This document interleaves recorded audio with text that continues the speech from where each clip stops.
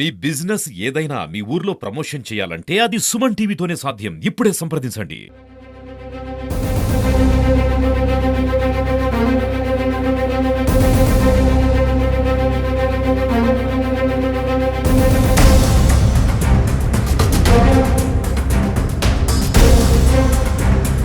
ఇప్పుడు పొంగునూరులో చంద్రబాబు నాయుడు గారు అప్పుడు ప్రతిపక్ష నేతలు ఉన్నప్పుడు పర్యటించారు. భారీగా రాళ్లదాడి జరిగింది, పలు వాహనాలు ధ్వంసమైపోయాయి. సయ్యద్ సోహెల్ గారు ఎన్ని వాహనాలు ప్రవర్తన చేశారు, ఎంతమంది పోలీసులు కొట్టారండి? సార్ ఇది ప్రతి ఒక్కటి రాష్ట్రం అంతా చూసిందా? దీనికి ప్రత్యక్షంగా మీడియానే సాక్షులు.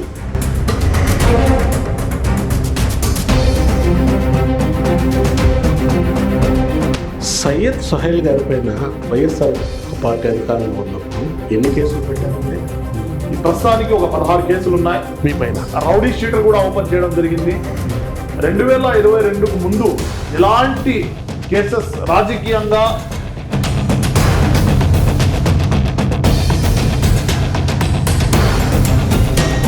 స్వచ్ఛంద సేవా సంస్థ ముసుగులో సయ్యద్ సోహెల్ గారు బెంగళూరు పొంగునూరులో స్వచ్ఛంద సేవా సంస్థలు పెట్టి ఆ ముసుగులో కోర్టు దండుకున్నారన్న ప్రచారం ఉంది.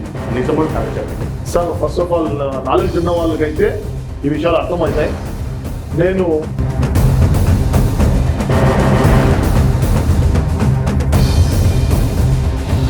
ఓకే అండి, ఒక స్టేట్ క్వశ్చన్ అడుగు, చెప్పండి, నిజాయితీగా సమాధానం చెప్పండి.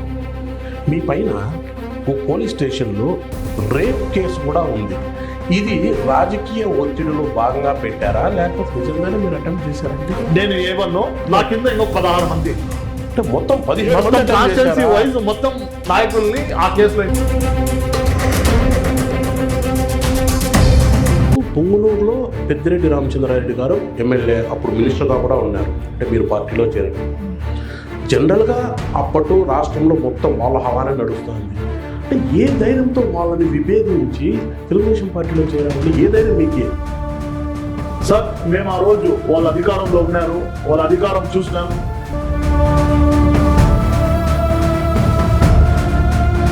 సయ్యద్ సోహెల్ ఆర్థిక పరిస్థితి జీరో.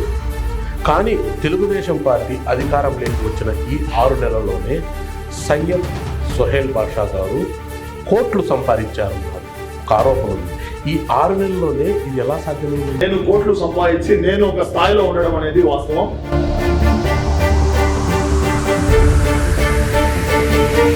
తెలుగుదేశం పార్టీ అధికారంలోకి వచ్చిన తర్వాత సయ్యద్ సోహెల్ బాషా గారు పొంగునూరు నియోజకవర్గంలో భారీ ఎత్తున లాబింగ్ చేస్తూ వచ్చిన మొత్తంలో మీ ఇన్ఛార్జ్కు నెల 10 లక్షల కప్పం కడుతున్నారన్న ఆరోపణ కూడా ఉంది. ఇందులో వాస్తవం ఏంటంటారు? అంటే రాజకీయాల్లో ఒకరిపైన బురద చెల్లడం, ఒకరిపైన తప్పుడు ప్రచారాలు చేయడం,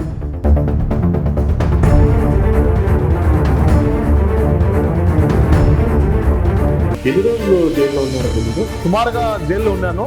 అదొక ఎత్తు అయితే, నేను జైలు నుంచి బయటకు రావడం, జైల్లో ఉన్నప్పుడు నాకు పార్టీ నుంచి పెద్దలు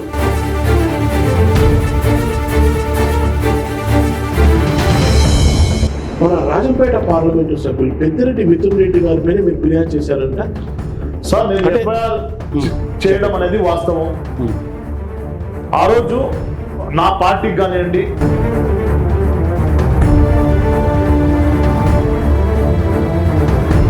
పొంగునూరు నియోజకవర్గంలో తెలుగుదేశం పార్టీలో చాలా మంది నాయకులు ఉన్నారు, చైర్మన్. నిన్న లేమోట్ వచ్చిన సయ్యద్ బాషా అప్పుడే చైర్మన్ టికెట్, ఇందుకు మీరు ఏం చేశారంటే మీకు చైర్మన్ టికెట్ ఆశిస్తున్నారంటే ఏం చెప్తారు? సార్ నా పొంగునూరు ప్రజలు, నేను చైర్మన్ కావాలనేది సెకండరీ సార్. నా అధిష్టానం ఒకటి నిర్ణయిస్తే ఏం చైర్మనే కదా సార్. మీరు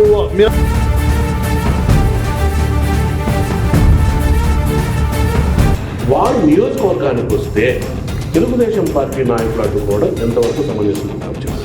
సార్ గతంలో ఎలాంటి సంఘటనలు జరిగినాయో మీకు తెలుసు, రాష్ట్రం మొత్తం చూసి.